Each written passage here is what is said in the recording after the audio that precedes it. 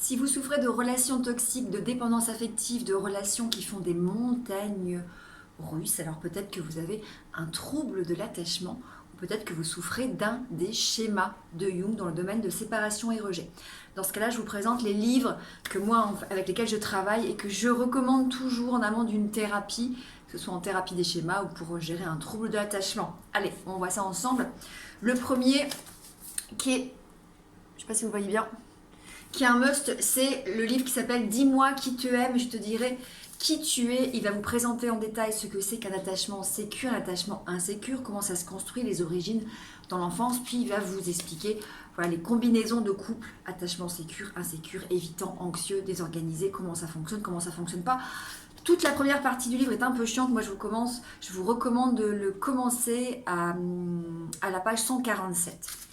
Ensuite, nous avons Guérir des blessures d'attachement, qui est un des tout premiers qu'avait fait Gwenaëlle Percio, qui était pas mal, mais un peu insuffisant. Et justement, elle vient d'en sortir un deuxième, qui est celui-ci. Là, je l'ai passé à une amie.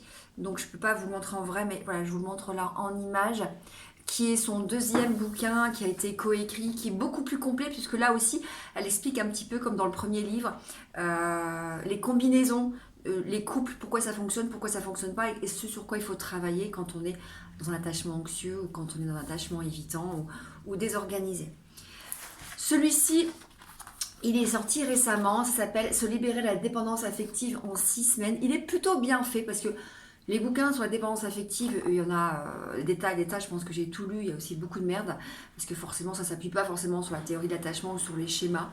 Mais celui-ci, il est pas mal fait parce que justement, il réexplique la théorie de l'attachement et puis il parle un petit peu des schémas. Il y a des choses qui sont pratico-pratiques sur la façon de travailler, alors qu'on revoit en thérapie, mais que je peux conseiller également justement pour travailler sur totalement la façon de se sécuriser ou d'exprimer les émotions, d'exprimer les besoins. Et en thérapie des schémas, alors si vous avez des relations toxiques, si vous souffrez de dépendance affective, vous avez peut-être un schéma inadapté de Jung. Ça peut être un schéma donc du domaine de séparation-rejet, abandon, manque affectif, imperfection, isolement, abus, méfiance, mais aussi peut-être dépendance, fusion,